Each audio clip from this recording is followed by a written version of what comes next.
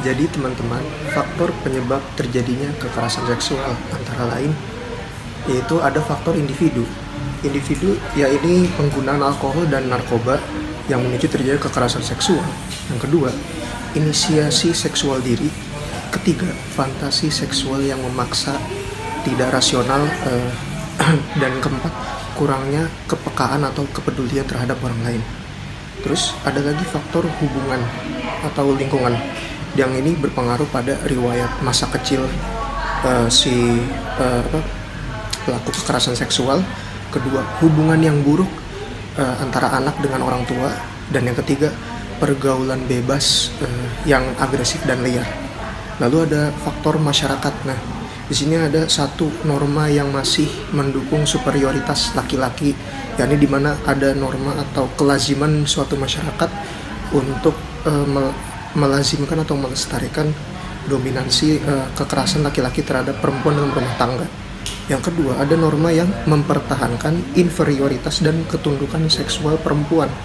Nah, dan yang ketiga, sikap diamnya masyarakat atau ketidakterbukaan masyarakat atas kekerasan dan pelecehan yang terjadi di lingkungannya. Dan yang keempat, sikap masyarakat yang selalu mengucilkan korban pelecehan atau kekerasan seksual. Izinkan saya untuk menjelaskan penanganan pelecehan seksual. Pelecehan seksual ini dapat terjadi di mana-mana. Jadi, menurut saya dan menurut kami, ini sangat penting untuk kita ketahui cara menangani pelecehan seksual yang baik. Yang pertama, kita dapat melindungi korban. Kita dapat memastikan keamanan korban, menjauhi korban dari pelaku pelecehan seksual tersebut. Kemudian kita dapat memberikan dukungan secara emosional supaya korban merasa lebih aman dan lebih nyaman. Kemudian kita dapat memberikan bantuan medis dan psikologis supaya korban merasa lebih baik dari traumanya tersebut. Kedua, kita dapat mengumpulkan bukti, mendokumentasikan kejadian, termasuk dengan tanggal, waktu, tempat, dan kronologi kejadian tersebut. Kemudian kita juga dapat mengumpulkan bukti lewat CCTV atau saksi mata. Dan yang terakhir, kita dapat menindaklanjuti pelaku dengan cara melakukan investigasi terhadap pelaku tersebut dengan barang bukti yang kita sudah kumpulkan.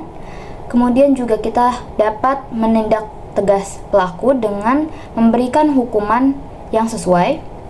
Dan yang terakhir, ini tidak kalah penting, yaitu memberikan edukasi terhadap pelaku. Kita dapat memberikan edukasi kepada pelaku tentang bahaya pelecehan seksual dan cara pencegahannya. Dan ini menurut saya, memberikan edukasi ini juga tidak harus hanya kepada pelaku, tapi ke semua lapisan masyarakat. Karena menurut kami sendiri,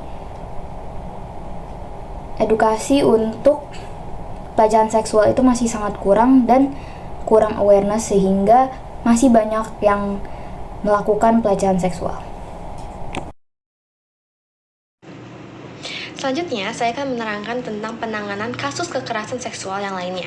Yang pertama adalah mencegah kejadian tersebut terulang kembali dengan cara meningkatkan edukasi tentang pelecehan dan juga kekerasan seksual kepada seluruh warga sekolah, termasuk murid, guru, staf, dan juga orang tua murid.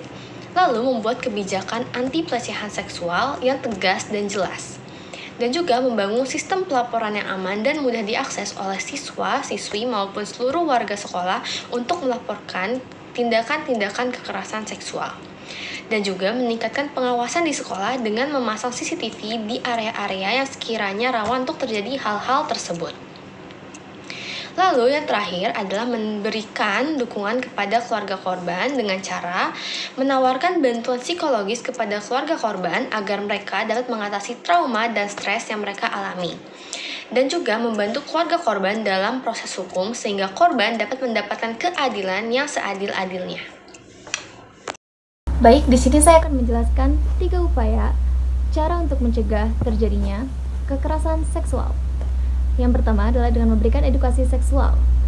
Caranya yaitu dengan memberikan pentingnya pemahaman kepada tiap individu, terlebih kepada anak-anak dan juga remaja, bahwa pemahaman tentang pembelajaran seksual itu sangatlah penting agar mereka sendiri bisa menjaga diri dan juga mengenal batasan-batasan dengan lawan jenis atau juga dengan orang lain. Yang kedua adalah dengan menyebarkan awareness tentang pelecehan seksual. Caranya yaitu dengan memberikan sosialisasi kecil akan dampak buruk apabila terjadinya kekerasan seksual, sehingga kita akan menjadi lebih aware terhadap terjadinya kekerasan seksual.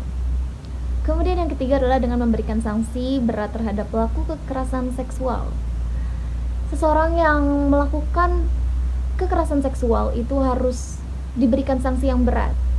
Contohnya yaitu dengan melaporkan hal tersebut kepada pihak yang berwajib.